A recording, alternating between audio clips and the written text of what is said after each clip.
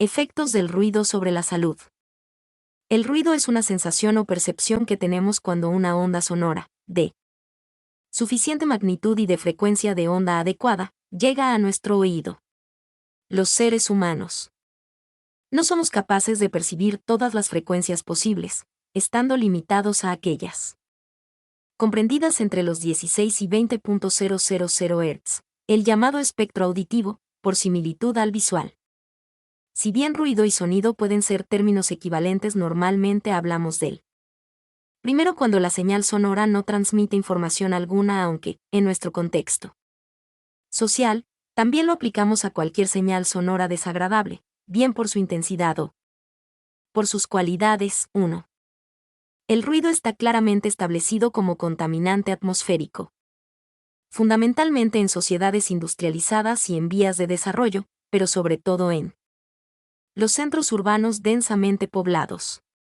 Tanto la sensibilidad como la aceptación del ruido presenta variaciones entre diferentes sujetos y entre diferentes culturas. No experimenta de igual forma el ruido un nórdico que un español, ni dos españoles lo hacen tampoco igual.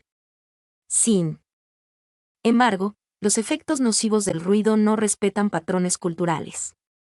Sus efectos sobre la salud, entendida esta como situación de bienestar físico y psicológico y no como mera ausencia de enfermedad, OMS, son numerosos e importantes.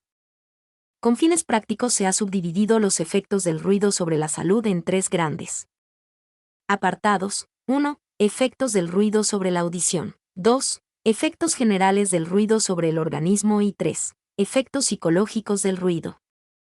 Es importante aclarar que el ruido afecta de forma conjunta y simultánea a muchos de los sistemas y procesos que veremos a continuación, por lo que más que una enumeración, deben verse diferentes aspectos de un mismo problema. El oído medio, con el tímpano y la cadena de huesecillos, que funciona a modo de amplificador. Aquí existen unos pequeños músculos que en situaciones de ruido intenso se contraen dando rigidez a la cadena de huesecillos. Esto provoca una mayor dificultad en el paso ya o sonido desde el oído externo al interno. Es un mecanismo de protección que, desgraciadamente, no funciona igual de bien en todas las personas. El oído interno es sin duda la parte más delicada. Está formado por varias estructuras, siendo la más importante la cóclea o caracol. Su lesión es la responsable de la pérdida de audición vinculada al ruido. Básicamente es una lámina de células altamente especializadas que está enrollada sobre sí misma a modo de caracol. Las células localizadas en un punto determinado de dicha lámina solo son capaces de responder a una frecuencia determinada, a modo de diapasón, las de otra región a otra frecuencia y así sucesivamente hasta abarcar todo el espectro auditivo. Los diferentes estímulos son conducidos a la corteza cerebral donde se procesan para constituir nuestra experiencia auditiva. Pero los nervios que salen del oído no solo van a llegar a la llamada corteza auditiva. También van a conectar con otros centros muy importantes como son el hipotálamo, que es el centro coordinador de nuestro sistema vegetativo y de respuesta neuroendocrina, o el sistema reticular ascendente, que controla en gran medida los sistemas de alerta y del sueño. Podemos, pues, ir deduciendo ya algunos de los posibles efectos del ruido tanto sobre la audición como sobre otras áreas de nuestro organismo. Elevación temporal y barra diagonal o permanente del umbral auditivo, se produce con exposición a ruidos de intensidad moderada o alta y durante tiempos más o menos largos. Son las alteraciones más frecuentes.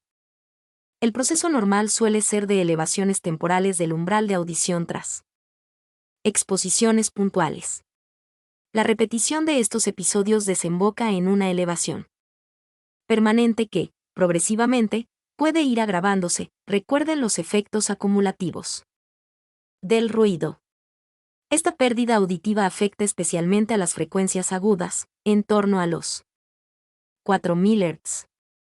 Su causa radica en la muerte y pérdida progresiva de esas células especiales del oído interno.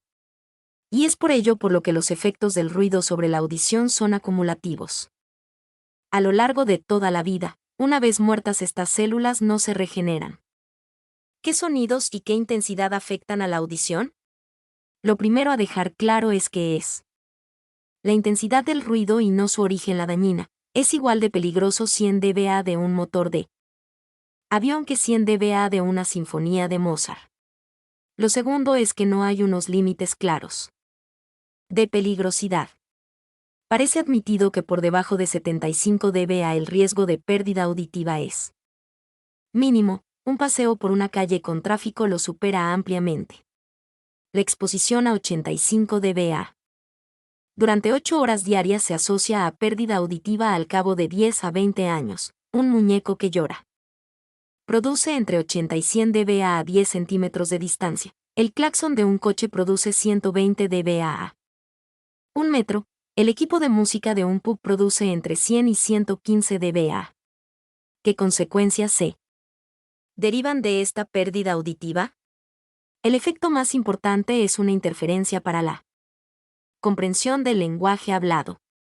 Las frecuencias agudas, las más afectadas por la pérdida auditiva, son las que transportan la información que nos permite distinguir unas palabras de otras.